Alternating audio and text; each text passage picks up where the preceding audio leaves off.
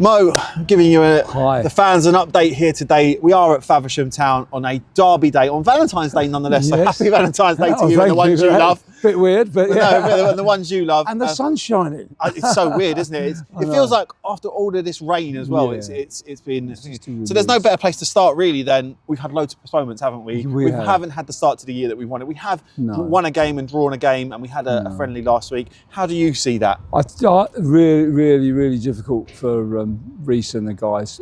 It's virtually a month since we've had a competitive game, so it's not ideal coming into today's game with all of that going on. But it's just one of those things we've got to look at. The climate change and everything, and it's a battle.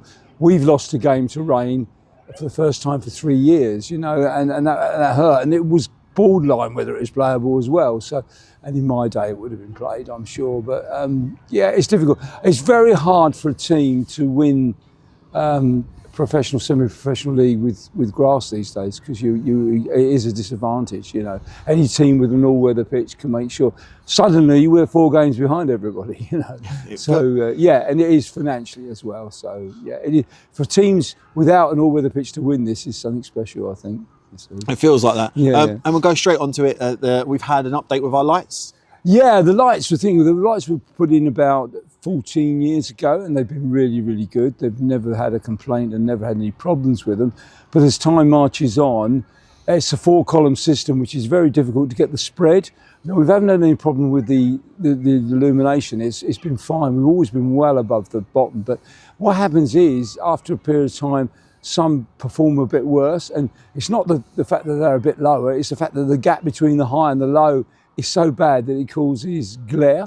So what we've had to do is, in a strange way, is obviously boost up some of the things, but also to just realign the rest of it so it's not quite so bright. I know that sounds really silly. We're doing a lights test, actually taking down the lux of sun, because you can't have a really bright area and a really dull area. There is a balance you have to strike. And of course, they're 14 years old, and I didn't think that would be the case now.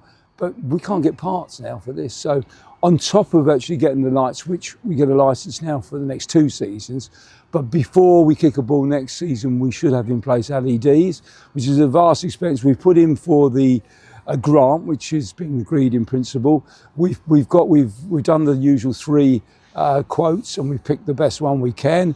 And we've put in for planning permission as well, because you have to have planning permission because they're heavier. Plus, we've got to do a structural test on the post, which is expensive as well. So but by the time next season comes around, we'll be in a good place. We'll be in fine. So we're very happy. And a whole team of people, I can't really reel them off, that have helped me, because as everybody knows at this club, John Pitts is the Floodlight man, and he's in Australia. And I'm not an electrician, but I've sort of driven the projects, and everybody that has come along. No, thank you to everyone. I know we've got Jacob here as well. Jacob, he gives a lot of his time and effort to the club. Tim and Colin in particular, I know, and Paul and Shane and everybody is all much in. And the trouble is, you see, we were up against the weather as well, most of it, because our lights are a system where you can bring them down on a counterbalance, but you can't do that in the wind or the rain, So. And moving on, we have an update on a second bar. Yeah, second bar. It's coming along really well. We've had to do some work ourselves, but we also had to extend electricity and water to it. So we had 2 companies in to do that, which has now been done. We're doing a bit of the carpentry ourselves, which Danny is getting on with and doing. And it's the week, Monday the 23rd and Tuesday the 24th, when the brewery actually come to actually fit it out. It might not be ready for the games, but what we have done, because the 1st of February, everything gets reviewed and all your beers and everything normally goes up. And I'm very conscious that as a club, we're trying to make it competitive and keep some beer, especially for the supporters on match day, at a reasonable level. So we're launching a Bricky's Lager, which I'm really pleased. It means we can buy something at a competitive rate and put it out at a £5 a pint for all the supporters that come. Plus, we're going to be doing some deals for early kickoffs as well, with people coming in. But we'll have a Bricky's Lager. It'll be available in all the bars, and it'll be a very drinkable lager, and it'll always stay around the fire, because every time we come to the 1st of February, all the beer goes up, and it's just not on in a football club. We've got to support our supporters. So I've done a deal. Phil and I have done a deal with the brewery to buy in a lager with our own badge on it, and we're going to see how it goes. It's quite exciting, actually. Another update is a one that's really anticipated and fans are eager to hear about is the new site. Sure. It's been a struggle because everybody knows I've been on this for 10 years and I've known about it for 25. So, and I've just clocked up 25 years at that particular ground. And the last 10 years have been, full on with the developer and everything. And that has taken too long by a lot. So Outline Planning Commission went in over 4 years ago now. And when we come to the 3-year mark, the government said, enough's enough, we need to look at this. And it was always a very big scheme, the biggest one in the country. So they had to call it in.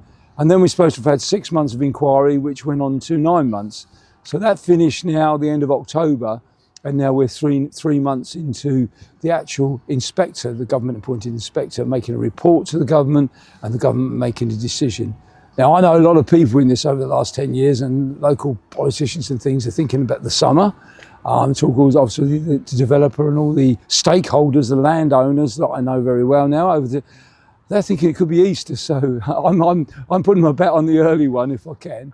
I'll be over the moon because it gives us time to do a proper 5-year plan and kick on with the club, which the town will, the town needs it. It does need it. We have to train elsewhere. We haven't got the all-weather. We'll have 2 all-weathers there, and the town will be able to explode in terms of football and the rest of it for schools and everybody. It's going to be so good. And lastly, I know we spoke about this off camera, but we have just introduced a brand new ticket service. How happy are you now that the club's sort of moving forward in the sense of... I'm really happy because I found out today from you, and I'm really pleased. I've always been we have done some of it in the past, but we're talking big FA Trophy, FA Cup games.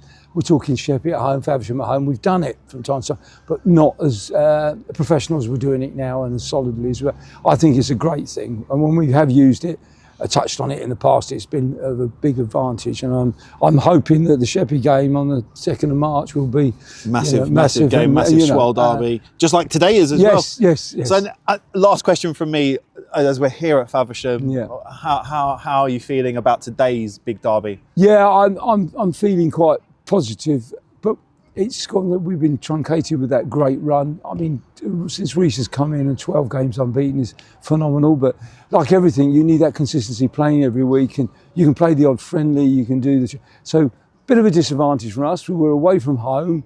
It's a good surface. It is one of the better, because not all of these are good, than some of these. They're a good side, and we've had a couple of good games with them already. So I think it's, if you're a neutral today, it'd be a great day. But for us, we just want our teams to win, don't we? But good luck to both anyway. Thank you very much.